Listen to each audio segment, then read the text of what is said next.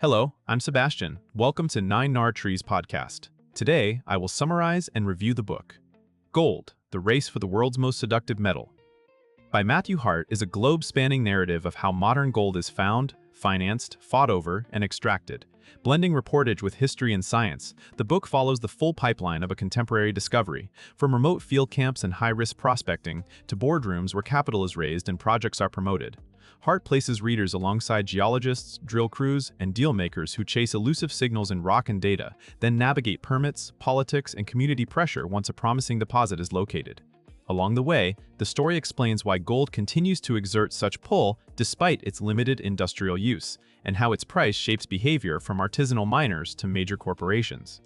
The result is an accessible portrait of an industry defined by uncertainty, huge payoffs, and constant trade-offs between opportunity, risk, and impact.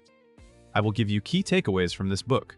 Firstly, why gold captivates, value, myth, and market psychology. A central theme is gold's peculiar status as both a tangible metal and a psychological asset. The book examines how gold accumulates meaning beyond utility. It signals security, prestige, and permanence, and that symbolism continues to steer real-world decisions. Hart connects this allure to modern pricing dynamics, where sentiment, macroeconomic fear, and investment flows can move markets as much as jewelry demand or mine supply. This helps explain why gold rush behavior keeps recurring, even in an age of satellites and algorithms. The narrative also clarifies the difference between gold as a commodity and gold as a store of value, showing how the same price chart can drive very different motivations among miners, speculators, and long-term holders. By grounding the discussion in the lived experience of people who stake careers and fortunes on the next discovery, the book demonstrates how belief and scarcity reinforce each other. Gold becomes a mirror for human risk appetite. When confidence is high, it can be ignored, and when confidence falters, it becomes irresistible, amplifying the cycle of booms, busts, and renewed obsession. Secondly, prospecting and geology, how modern discoveries are made. The book highlights the technical and practical reality behind finding economic gold deposits.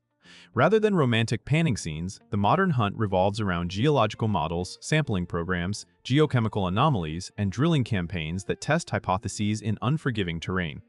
Hart illustrates the incremental nature of discovery, where teams interpret incomplete signals and must decide when to persist, pivot, or walk away. This topic also emphasizes the role of expertise and intuition. Data matters, but experienced geologists often rely on pattern recognition developed over decades. The story introduces readers to the physical settings where gold forms and hides, and why many promising clues fail to become mineable ore. Equally important is the logistical challenge of working in remote regions, managing field safety, and keeping a project moving when weather, equipment, or funding becomes uncertain. By following the sequence from early reconnaissance to defining a deposit, the book clarifies why success rates are low and why a single drill hole can change everything. The takeaway is that discovery is both science and gamble, and that the boundary between them is where the industry lives. Thirdly, the money trail, juniors, majors, and the high stakes of financing. Hart devotes attention to the financial ecosystem that turns a geological idea into a real operation. Gold exploration is expensive long before any revenue exists, so projects depend on investors willing to fund uncertainty. The book distinguishes between junior explorers that specialize in finding prospects and larger producers that have the balance sheets to build and operate mines.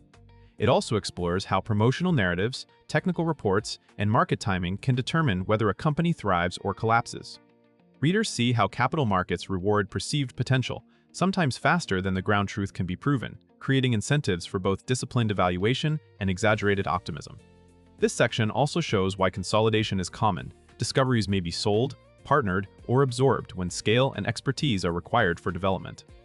The book makes the case that understanding gold mining requires understanding financing, because money dictates the pace of drilling, the scope of studies, and the ability to weather setbacks.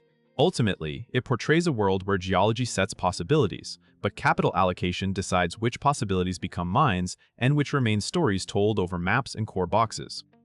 Fourthly, from discovery to mine, engineering, permits, and the reality of extraction, a major topic is the transformation of a deposit into a functioning mine, a step that demands far more than confirming gold in rock.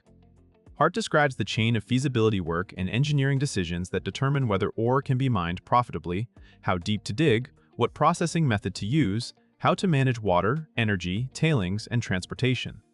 The book also emphasizes permitting and governance, where legal frameworks, environmental review, and political negotiation can be as decisive as grade and tonnage. This stage reveals the project as a complex system with many failure points, cost overruns, technical surprises, community opposition, and commodity price swings can derail even well-planned builds. By presenting mining as a long-duration commitment, the narrative counters the simplistic idea of striking it rich quickly. It shows how success is measured in operational reliability, not just discovery headlines, and how risk shifts from the geologist to the engineer and manager. The result is a clearer understanding of why mines take years to develop and why many deposits, though real, never become producing assets. Lastly, human and environmental costs, labor, conflict, and responsibility. The book does not treat gold as an abstract market object. It follows the people and places affected by its pursuit.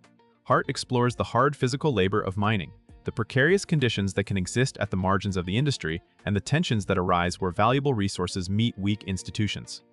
This includes the way gold can intensify conflict, corruption, and social disruption, especially where regulatory capacity is limited and informal mining expands.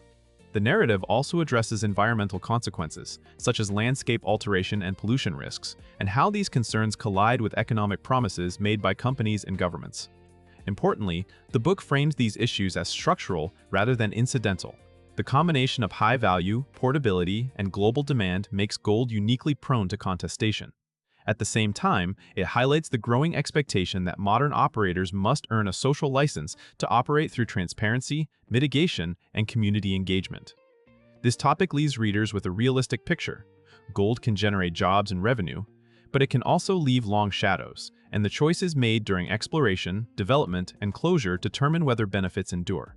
In conclusion, this book is best for readers who enjoy narrative nonfiction that explains how real industries work, including fans of business adventure, economic history, and science. In the field reporting. If you are curious about why gold still matters, how a modern gold rush actually unfolds, or what separates a promising map from a profitable mine, Hart offers a grounded guide through the full life cycle of discovery and development. The benefits are practical as well as intellectual. You gain a clearer lens on investment headlines, commodity cycles, and the difference between hype and evidence in resource stories. You also come away with a more nuanced view of the trade-offs that shape mining debates, from permitting and community consent to environmental risk and remediation. Compared with many books that focus only on famous historical rushes or only on market commentary, this one connects the romance to the mechanics, pairing human drama with the technical and financial realities that decide outcomes. That breadth makes it worth buying for anyone who wants an engaging, comprehensible account of the modern scramble for the world's most seductive metal. If you would like to support Matthew Hart, you can buy the book through the Amazon link I've provided in the podcast description. After reading the book, please let me know what you think and share your thoughts. See you around.